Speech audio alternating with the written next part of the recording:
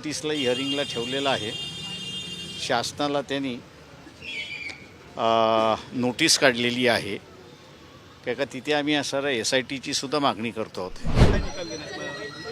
ते आज जे आहे कस्टोडियल डेथच्या संदर्भात मॅजिस्ट्रेटने इन्क्वायरी करावी एवढं एकच प्रावधान आहे.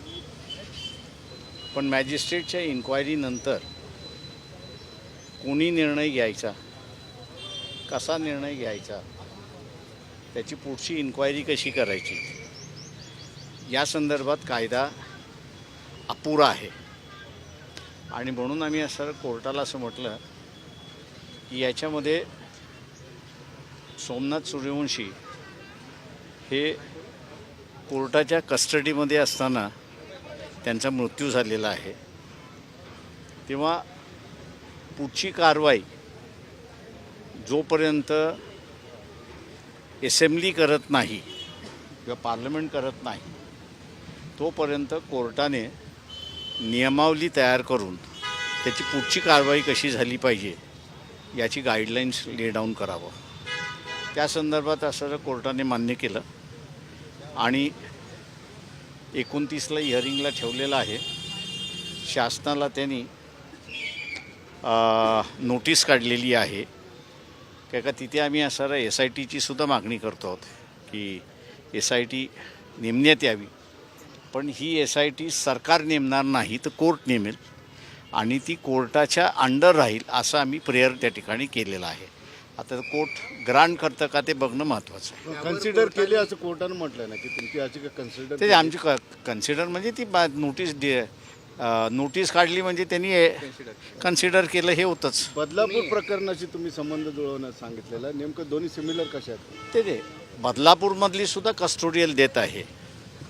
पण बदलापूरच्या ह्याच्यामध्ये असणारं MNS क्युरिया म्हणजे ते आईवडिलांनी ती पिटिशन विड्रॉ केलेली आहे. कोर्टाने माणूस उभा केलेला आहे आणि त्यांच्यामार्फत कोर्ट चालवतं आहे.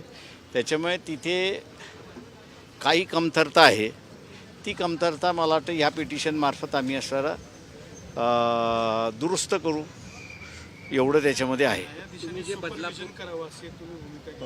हो, माझं म्हणणं असं आहे की त्याच्यामध्ये आरोपी जो आहे ते राज्य शासनच आरोपी आहे आणि राज्य शासन आरोपी असल्यामुळे इन्क्वायरी कशी होते याचं त्यांना आम्ही असा नमुना दाखवला आणि त्याच्या आधारे आम्ही असं म्हटलं की गाईडलाईन्स ज्या येतील त्या गाईडलाईन्समध्ये मॉनिटर हे कोर्टाने केलेलं अधिक चांगलं राहील.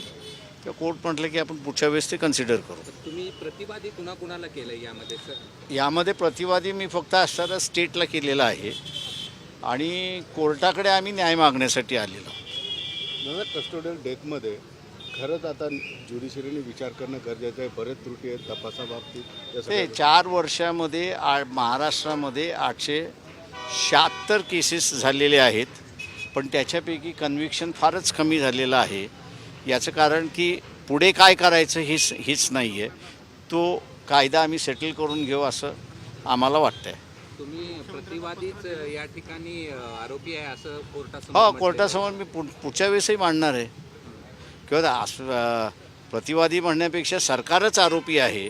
तेव्हा सरकारकडून अपेक्षा कोर्टाने धरणं किंवा पिटिशनरने धरणं योग्य नाही. तेव्हा याला असणारी एक मशिनरी असणं गरजेचं आहे की जे आम्ही पुढच्या वेळेस कोर्टासमोर ती मांडू.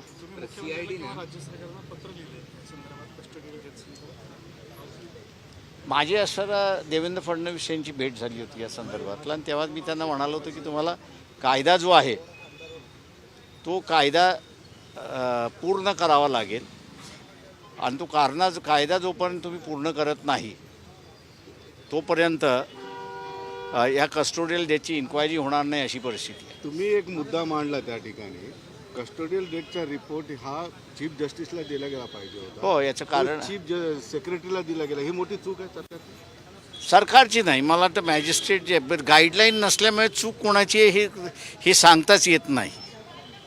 त्याच्यामुळे असणारा मॅजिस्ट्रेटने असणारा जे आहे तो रिपोर्ट जो आहे तो रिपोर्ट त्यांनी चीफ सेक्रेटरीकडे पाठवला. तो चीफ जस्टिसकडे जायला पाहिजे. तो हायकोर्टाच्या चीफ जस्टिसकडे गेला पाहिजे किंवा सुप्रीम कोर्टाच्या चीफ जस्टिसकडे गेला पाहिजे, म्हणजे त्याला डायरेक्शन्स येतील. मग हे डायरेक्शन तुमच्या केसनुसार रेज हे होतं. आता आमच्या रेस फायनल होईल त्याच्यावरती सगळं हे. या सगळ्या चालेल, thank you. सीआयडीनं मध्यंतरी या प्रकरणामध्ये चौकशी केली होती. त्याला आरोपी करणार आहे मी, पुढच्या वेळेस त्याला आरोपी म्हणून आणणार आहे CID ला.